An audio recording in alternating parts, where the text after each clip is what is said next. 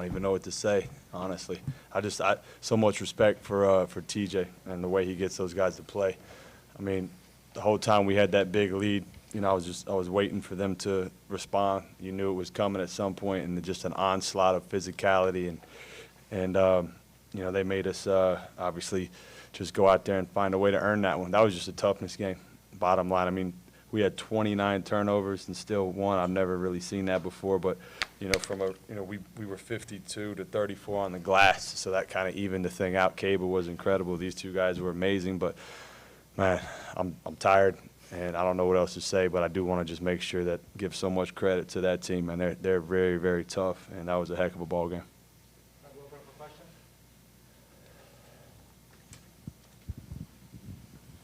Coach, what do you feel like gave you guys such an advantage on the glass today when Iowa State has those bigs and, you know, rebounding guards? Just motor and will, determination. You know, it's something, you know, we've been able to win some games on other games on the road by just out-rebounding teams. And so, you know, I've never felt like rebounding, especially offensive rebounding, was just a size thing. You know, some of it's technique, a lot of it's just want to. And Richie, you're 13 for 13 at the line today. How much of, how comfortable are you with the ball in your hands at the end of the game, and how much intention did you have to get to the line? Yeah, I mean, you learn through experiences, right? And then you can lean on those experiences. Just got a little bit to go. I was at the line in a big moment.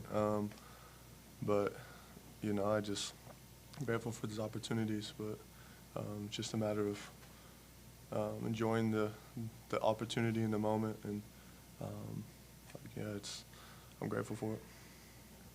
Richie, last year when you played here, I think Yeah. you guys had a 14-point Yeah. lead that slipped. I mean, was that on your mind coming into the game? Probably not in game when you're up 21, but you know, just thoughts on the way you guys were able to persevere this time.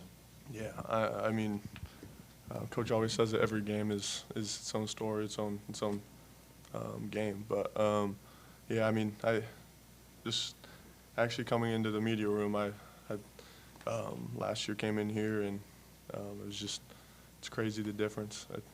I'd take this all day, of course, but you know, like granted, they're just such a good team, and knew that was going to be battle, even if we're up 21 or whatever the lead was. Kevin, when they went small, obviously you guys were able to beat them up on the glass, but was that what changed the game the last, I guess, 10, 15 minutes of regulation going into overtime? Change it for them? Just the general dynamic of it. Yeah. It seemed like that's when they started to come back. Yeah. It did, you know, to spread us out, you know, especially that last play. It's all running together, but when Big Fella got the roll, they spread us out with some smalls, that was a mistake on our part and didn't execute the coverage. But, yeah, I mean, when you put shooting out there, it spreads you out. But it also kind of worked to our advantage a little bit. You know, we were able to go at Milan a little bit in the pick and roll. Dallin made some big plays there. So we tried to use that to our advantage. I mean, their guards are just so tough.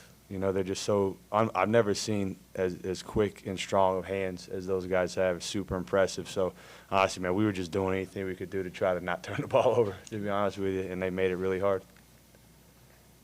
And so just to further answer that question, though, when they went smaller, I think it upped the pressure. Really, that's really how the game changed. Dallin, how did it feel to score over 20 points for the second time in your career? Big time performance for you off the bench. You know, it felt really good to see hard work pay off. I thought my teammates really trusted me down the stretch, and Coach did, to make plays. And, you know, despite the turnovers, just had to keep going at them. And so, yeah, felt really good. Just wanted to help the team win in any way I can, and that's what I try to do. And tonight, that was the result. For Coach, obviously there's pretty big implications for the Big 12 tournament on this game. It seems like you guys have a good chance of not getting a double bye. Was that something that you guys talked about being an important, you know, effect of this game potentially? No, it's not something we talked about.